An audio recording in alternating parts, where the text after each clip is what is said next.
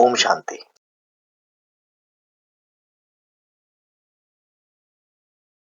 Dear friends, through this video I will start my journey. In this journey we will discuss and we will learn how we can make our life full of positivity. We have often seen that in spite of putting all the efforts, we are not in the position to attain success. We will learn how to remove all the obstacles which come in between our path to success. Today we will discuss and we try to find out the solution to following questions. Let us see the questions. We try to find out what is thought. We try to find out its structures. Finally, we also want to know, we will see what is it feel like. Let us see what is thought. Listen, if we have to see the thought, we can say thought is the mental process in which humans form psychological association and model with the world. We associate ourselves with the world out of our own perception, out of our own experiences of this life and the past life. We make and we create the model of the world and try to see the entire world, entire relationship through this perception, through this lenses. That is called thought. Now let us see its structure. In every thought, if we see, there is an idea portion to which you can add emotions and is invested by the vital energy. If the idea is the prime thing in the thought, it is called rational thought. And if the emotion is the main thing in the thought, then that very thought is called emotional thought. So here we can say that because of change in the degree, a thought can become a rational thought, and at the same time, a thought can become an emotional thought.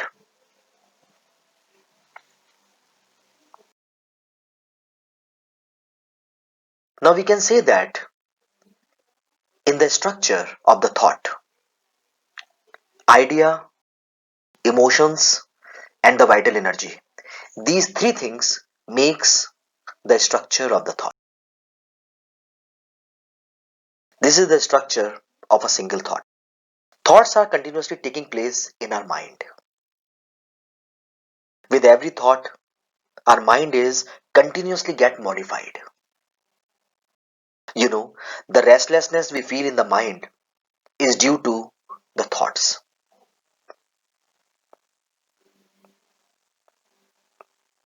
Whatever you think, your mind will be tinkled by it.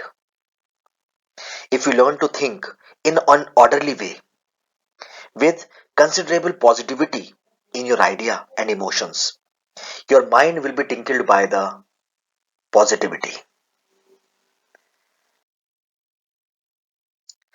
That is called balanced mind.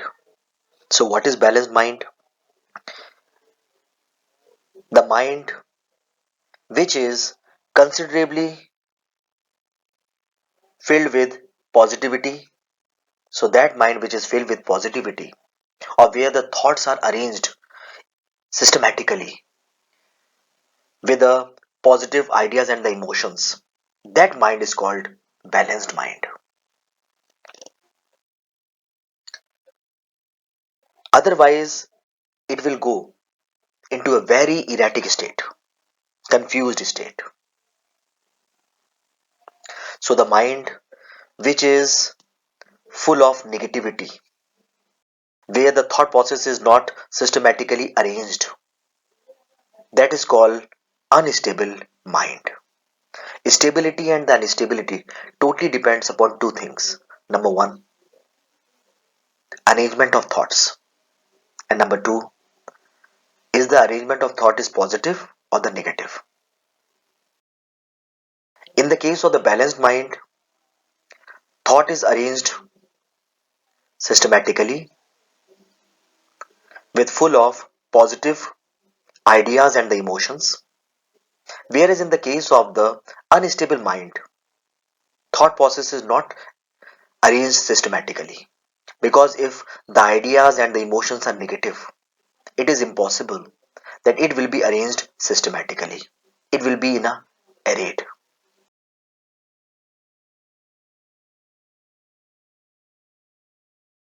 Now the question is how we can come from the unbalanced mind to the balanced mind. We have to pay attention to our thought mechanism. When I say we have to pay attention towards our thought mechanism, it means that we have to check the ideas and the emotions. We have to see whether the idea is negative or positive, whether the idea is creative or destructive. At the same time, we have to check the emotions. Is the emotion is guided by love or it is guided by hatred, jealousy or negative feelings? So we have to control the thought mechanism and we have to pay attention towards it. It is very important. Little bit meditation every day will help you in manipulating your thinking. When I say meditation, what it means? It means that we have to sit still, try to put a check on our thoughts and ideas, try to review what we did, try to plan the future course of action, critically analyze each and every situation,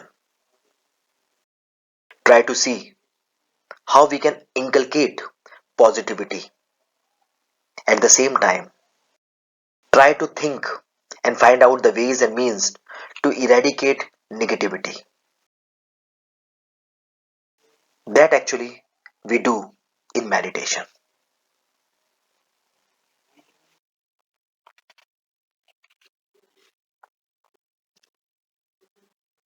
Suppose your teacher says something which you did not like,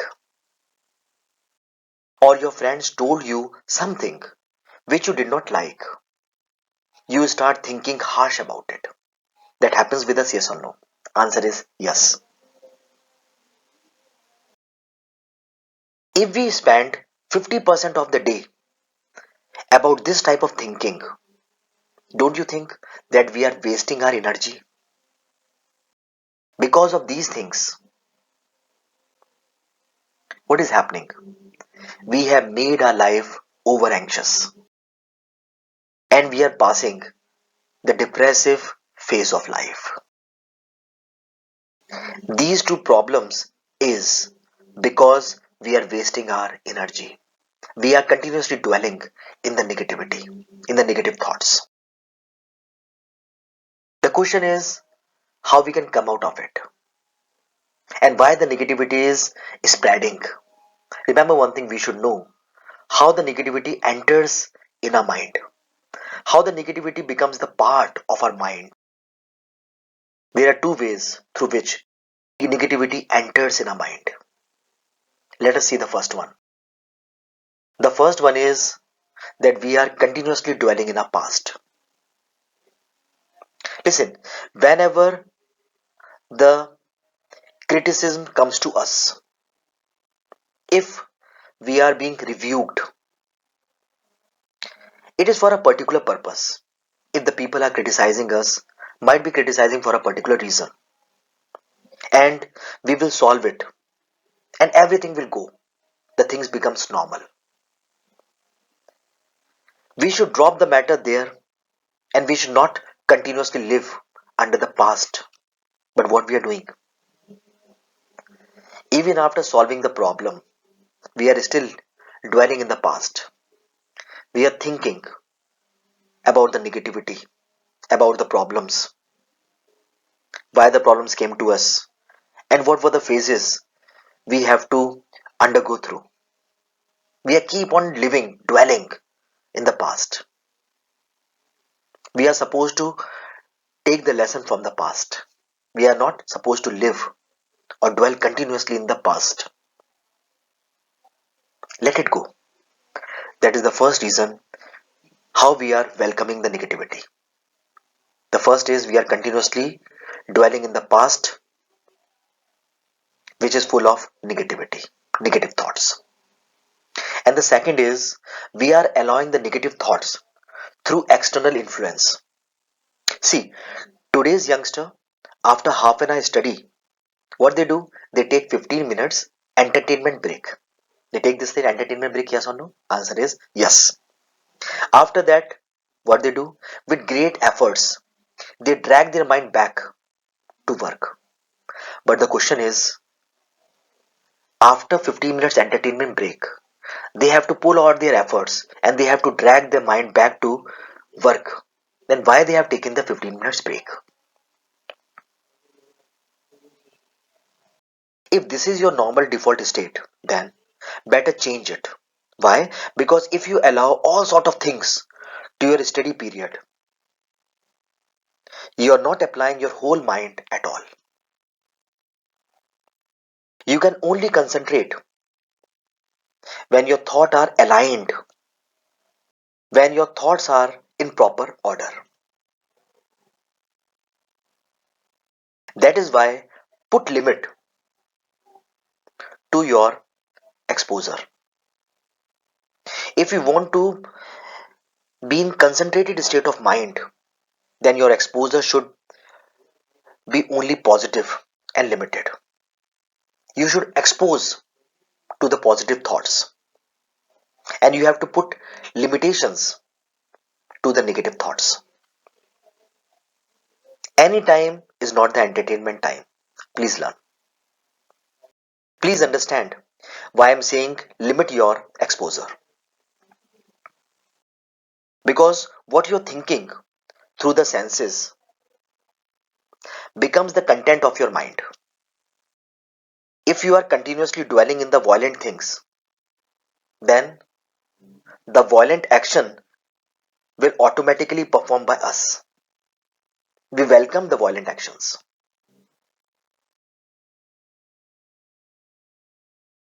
We are performing irrelevant things.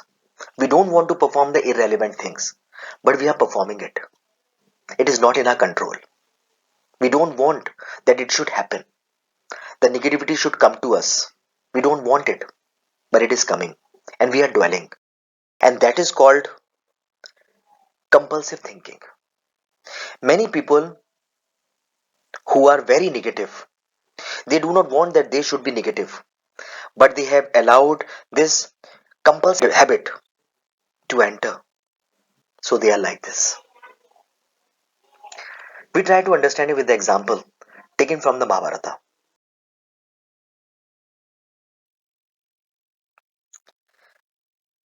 You know, Mahabharata, there is a very beautiful incident which is concerned with Duryodhana. When he was standing before the war started, Bhishma Pitama was telling Duryodhana that he do not know basic dharma. That's why because of him this war is taking place. He do not know basic knowledge of dharma. He don't know how to behave with elders. He not even know how to behave with anyone else. And because of this, all this crisis is happening. And you know what Duryodhana replied? Duryodhana said, Janame dharnam, nachame pravati. Janame adharmam, nachame nivrati. What it means? It means, don't tell me I don't know dharma. I know everything, but I can't do it. I'm compelled to do wrong things. I have entered this comprehensive world of mind. I know what is dharma, but I can't resist because my habit have become like this.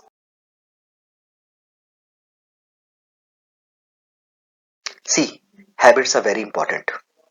Habits of mind, habits of thoughts and emotions, and habits of willing. Habits pattern should be very correct, strong, and positively aligned. Otherwise, constantly negativity comes and your energy will go in the wrong direction.